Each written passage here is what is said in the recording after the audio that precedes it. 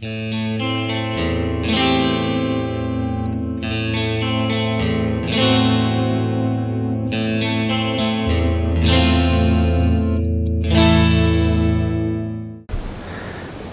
you mind talking a little bit about how this running relates to your sobriety and how maybe you came to that point or how they intersected? Absolutely.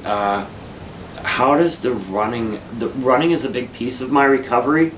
It's not something I depend on for my recovery. When I say recovery, I mean recovery from alcohol and drug abuse, or addiction rather.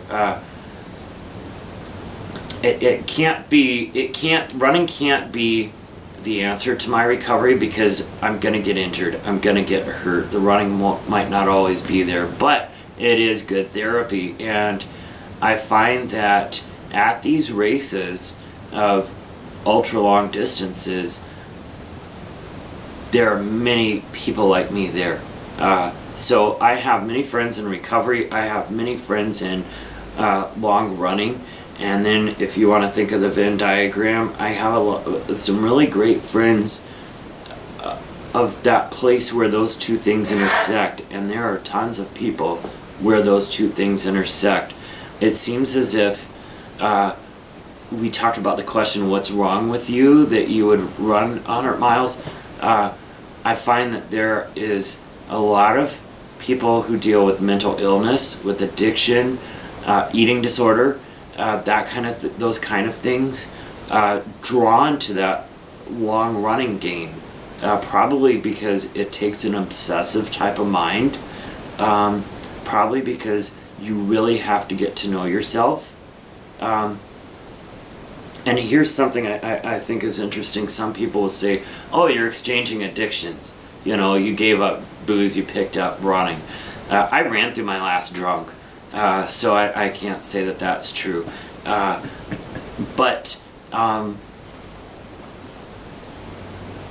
guy I know described it really well when he said, when I was using it, I was always putting masks on. I didn't even want to know who I was when I was using.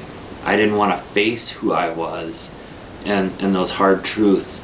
When I'm out on mile 80, I've pulled off every possible mask that I might possibly wear. I'm getting down to the core of who I am. And so there's that sort of dichotomy too, if you will.